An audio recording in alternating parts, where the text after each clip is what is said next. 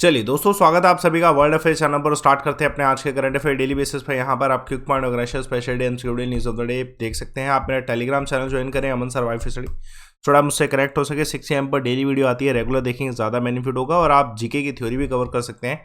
22 जनवरी से आपकी 10 PM पर सीरीज स्टार्ट हो रही है। आपको मेरे टेलीग्राम चैनल अमन सर वाईफाई स्टडी पे ही इस क्लास का लिंक मिलेगा। चलिए, पहला क्वेश्चन आप सभी के सामने। आप सभी पंच टाइगर रिजर्व में एक जो टाइगर्स थी कोरावेल्स के बारे में जानते होंगे, और अभी इनका हाल फिलहाल में ठीक है निधन हुआ है। तो ये किस एज में? तो आंसर है इस क्वेश्चन का 16 year. It's a long year of survival. 16 year अगर टाइगर्स की बात करें तो इम्पोर्टेंट है। तो ये फेमस इसलिए नाम से है, सुपर मोम के नाम से मध्य प्रदेश में पंच टाइगर रिजर्व में, और क्वीन ऑफ पंच के नाम से भी जो है प्रसिद्ध है। देखिए, इनकी सिग्निफिकेंट ये थी कि हमारे देश में टाइगर को पॉपुलेशन को बढ़ाने के लिए बहुत कोशिश की जा रही है, तो उसमें इनका एक बड़ा योगदान था। She gave birth to 29 cubs, जिसमें से 25 सर्वाइव भी किए थे। स्टार्टिंग में 2008 में जो सबसे पहले क्यूब प्रोड्यूस हुए थे वो सर्वाइव नहीं कर पाए थे, लेकिन 2018 में 4 cub and 4 female and 1 male जो है ये सर्वाइव भी किए थे। क्वेश्चन इंपॉर्टेंट है, पूछा जा सकता है। मध्य प्रदेश पंच टाइगर रिजर्व के ऊपर भी क्वेश्चन आ सकता है।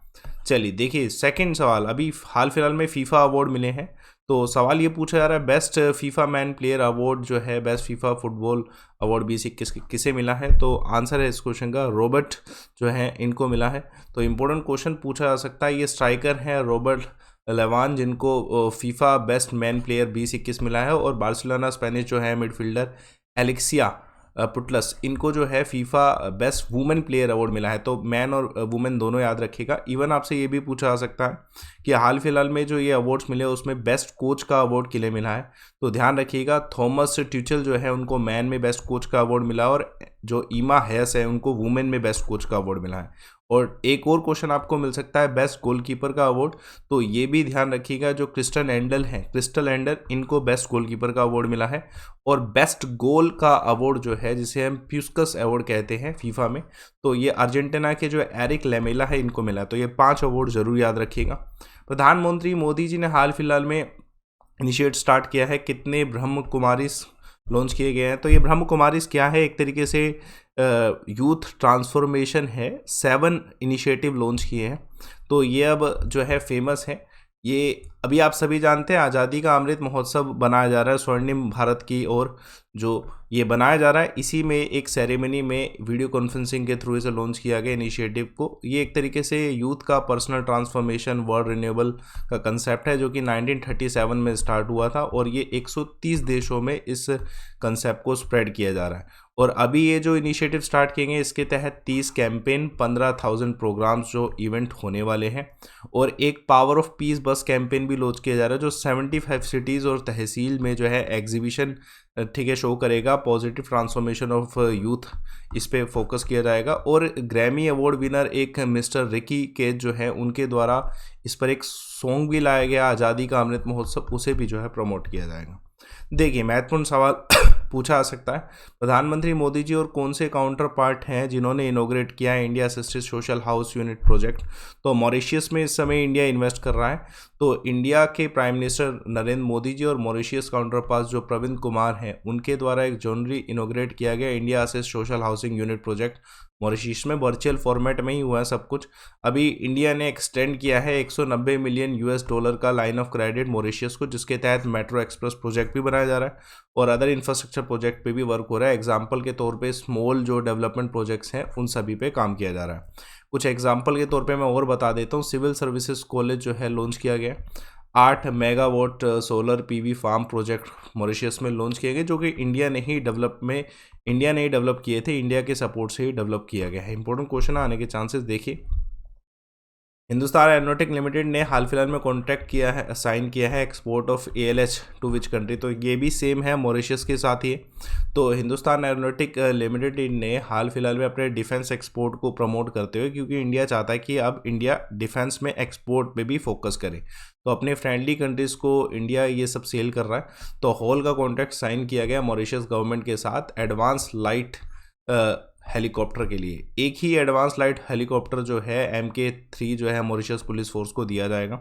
इससे पहले मॉरिशस गवर्नमेंट ने जो है ऑल जो ALH-D0228 एयरक्राफ्ट है इसको भी बाय किया था, और वो भी ये यूज़ में ला रखे हैं अभी। और अगर इनका यूज़ देखा जाए तो पहला तो है लाइफ सेविंग मिशंस में, क्लाइमेटीज़ में, अब्रोड करना, इन सब में जो है काम आ सकता है। ALH-MK3 की बात करी जाए तो ये multi role multi mission versatile helicopter है जो कि 5.5 टन कैटेगरी में आता है, और फिलहाल में हम 335 के आसपास ALH जो है प्रोड्यूस कर चुके हैं।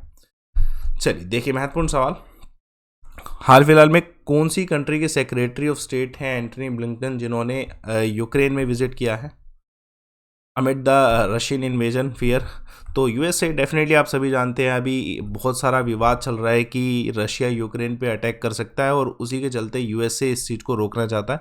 तो यूएसए के जो स्टेट सेक्रेटरी हैं एंटनी ब्लिंकन, इन्होंने विजिट किया है रशिया में, यूक्रेन में, और ये इंडिया के साथ भी एक तरीके से इसके लिए वार्तालाप हो रहा है कि हम रशिया को कहें कि यूक्रेन पे अटैक नहीं करना चाहिए। ऐसी डिप्लोमेसीज चल रही हैं। तो रशिया का रिपीटेडली यही आंसर आ रहा है कि वो नहीं कर रहे किसी भी तरीके का इन्वेजन यूक्रेन पे, लेकिन यूएस के जो ऑफिशियल है वो ये कह रहे हैं कि वो किसी भी समय अटैक कर सकते हैं। तो डेफिनेटली अब वो तो वक्त बताएगा कि अटैक होता है रशिया की तरफ से नहीं, लेकिन यूक्रेन और रशिया के बीच में बहुत सारे मनमुटाव जो है इस समय, और यूएसए चाहता है कि इन सब जो इश्यूज़ हैं उनको सोल्व किया जाए डिप्लोमेटिक लेवल पे। अगर किसी भी तरह का डिप्लोमेटिक कॉमन ग्राउंड बनता है तो उससे रशिया को जो है अपना आर्मीज़ को पुल बैक करना चाहिए और यूक्रेन पे अटैक नहीं करना चाहिए। चलिए देखिए महत्वपूर्ण सवाल आप सभी से पूछा जा रहा है, इंडिया और कौन सी कंट्री है जो कि इनिशिएटिव किया हाल फिलहाल में joint research and development green fuel के ऊपर, ग्रीन हाइड्रोजन के ऊपर? तो ये डेनमार्क और इंडिया के बीच में हुआ है। तो इंडिया और डेनमार्क ने इनिशिएट किया है joint research development on green fuel including green hydrogen, जो कि इंडिया की तरफ से साइंस एंड टेक्नोलॉजी मिनिस्ट्री के द्वारा जो है साइन किया गया है। कमेटी बनाई गई है जो कि डेवलपमेंट किस तरीके से बायलैटरल जो कोलैबोरेशन है वो सक्सेसफुल हो सकता है टेक्नोलॉजी को लेके, climate, green transition, energy, water waste, इन सब को लेके जो है सक्सेसफुल हो सकता है। इसके लिए दोनों प्राइम मिनिस्टर ने एक ग्रीन स्ट्रेटेजिक पार्टनरशिप एक्शन को भी जो है एग्री किया है, जो कि 2020 से लेकर 2025 तक अभी तक चल रहा है। ठीक है, उसके अलावा 3 से 4 वेबिनार भी ऑर्गेनाइज किए जाएंगे इस पार्टनरशिप में, सो डैट की प्रपोजल को और प्रमोट किया जा सके। चलिए देखिए महत्वपूर्ण सवाल, कौन से इंडिया के टेनिस स्टार हैं जो कि रिटायर हो जाएंगे 2022 के बाद? तो सानिया मिर्ज़ा अनाउंस कर चुकी हैं। तो Sania Mirza farmer Wimbledon double champion है रह चुकी हैं सानिया मिर्ज़ा जी। अब ये स्पोर्ट्स में बहुत फेमस आप सभी जानते हैं, और अब ये 2022 के बाद रिटायर हो जाएंगी। इनकी एज अभी 35 है। तो ये first Indian to win WTA single title है जो कि 2005 में जीती। ये क्वेश्चन आ सकता है कि कब जीती थी। उसके अलावा ये रायो ओलंपिक में भी जीत जाती, ठीक है, लेकिन नहीं जीत पाई इवेंचुअली। लेकिन अभी के समय में ये जो है फेमस है हमारे इंडिया में। उसके अलावा ये 2 ग्रैंड स्लैम टाइटल भी जीत चुके हैं विद अपने पार्टनर महेश भूपति, और इनका जो मैरिज लाइफ है वो आप सभी जानते हैं, पाकिस्तान के क्रिकेट कैप्टन शोएब मलिक के साथ मैरिज हुई है। चलिए देखिए महत्वपूर्ण सवाल, फ्रांस के एक फेमस एक्टर थे कैस्पर लुए, इनकी मृत्यु जो है यंग एज में ही हुई है, और ड्यू टू द एक्सीडेंट 37 की एज में। तो बहुत दुखद है फ्रांस के लिए कि मून नाइट के जो एक्टर है कैस्पर, आपने देखा होगा फेमस मूवी है मून नाइट, ठीक है। तो उसके एक्टर की जो मृत्यु है 37 की एज में हुई है स्काई एक्सीडेंट की वजह से। इनका एक तरीके से ठीक है, स्काई एक्सीडेंट का क्वेश्चन तो डायरेक्ट आपको मिलेगा कि किनका हाल फिलहाल में निधन हुआ, तो आप डायरेक्ट इस पर भी जा सकते हैं। और उसके अलावा बहुत सारे लोगों ने कंसोल्ट किया है, जैसे डायरेक्टर जो है, फिल्म मेकर है, उन सब के द्वारा। तो ये सब इम्पोर्टेंट क्वेश्चन आने के चांसेस हैं। अब ऐसे नहीं पूछेंगे कि किस तरीके से इनकी मृत्यु हुई है, बस स्काई एक्सीडेंट का ध्यान रखिएगा। चलिए इम्पोर्टेंट है, रिसेंटली कौन सी कंट्री है जहाँ पर 3 स्मॉल आइलैंड बैडली डैमेज हुए हैं सुनामी की वजह से, वोल्केनो की वजह से सुनामी आई थी? तो टोंगो है, आप सभी जानते होंगे। टोंगो के 3 आइलैंड जो हैं उनको बहुत ज़्यादा सीरियस डैमेज हुआ है सुनामी वेव्स की वजह से। अब ये सुनामी वेव्स आई किस वजह से थी? इसका बहुत सिंपल सा कारण था कि एक वोल्केनिक इरप्शन हुआ था अंडर सी, जिसकी पैसिफिक लोकेशन, पैसिफिक ओशियन में, उसकी वजह से सुनामी आई थी, और उसकी वजह से यहाँ के 3 जो आइलैंड है वो बुरी तरीके से डैमेज हो चुके हैं। अगर UN ह्यूमैनिटेरियन ऑफिशियल्स की बात करी जाए तो 84,000 पीपल हैं, जो कि मतलब टोंगो की 80% पॉपुलेशन है जो कि इस पूरे वोल्केनिक इरप्शन, इस सुनामी से जो है बहुत ज़्यादा नुकसान झेल रही है, इम्पेक्टेड है। देखिए महत्वपूर्ण सवाल, देखिए, इब्राहिम बौबकर जो है, इनका हाल फिलहाल में निधन हुआ है। ये कौन से देश के फॉर्मर प्रेसिडेंट रह चुके हैं? हमें वैसे इनके नाम को ही जानना है, माली, लेकिन मैं थोड़ा बहुत इन्फॉर्मेशन और दे देता हूँ। देखिए, ये माली जैसे देश में मिलिट्री कूप तो लगा ही रहता है, तो अभी ये पार्टी में नहीं थे, लेकिन ये पहले फॉर्मर प्रेसिडेंट रह चुके हैं माली देश के। और अभी इनका 76 की एज में निधन हुआ है। इससे पहले इनको माइनर स्ट्रोक हुए थे, लेकिन अभी हाल फिलहाल में इनकी डेथ का कोई भी रीज़न नहीं बताया गया। हमें बस इतना याद रखना है कि ये किस देश के थे और कब से लेके कब तक जो है ये प्राइम मिनिस्टर रहे। तो ये प्राइम मिनिस्टर भी रह चुके हैं और प्रेसिडेंट भी, ठीक है। सोशलिस्ट प्राइम मिनिस्टर रहे थे 1994 से लेके 2000 के बीच में। इंपॉर्टेंट क्वेश्चन है, आ सकता है। चलिए क्विक वर्ड देखते हैं महत्वपूर्ण। हाल फिलहाल में कौन सी एयरलाइन है जिन्होंने अपनी रीशेड्यूल करी है यूएस से फ्लाइट ओवर 5G कंसर्न? तो एयर इंडिया ने। इंपॉर्टेंट है, क्वेश्चन आ सकता है। कौन सा देश ने जिन्होंने आर्टिफिशियल मून जो है उसका मिमिक किया है to create a lunar environment on the earth? तो चाइना पूरा सोलर सिस्टम ही बना रहा है, ऐसा लग रहा है। रिसेंटली एशियन कंट्री जिसने अपनी कैपिटल शिफ्ट करी है, तो आप सभी जानते हैं इंडोनेशिया ने अपनी कैपिटल शिफ्ट करी है।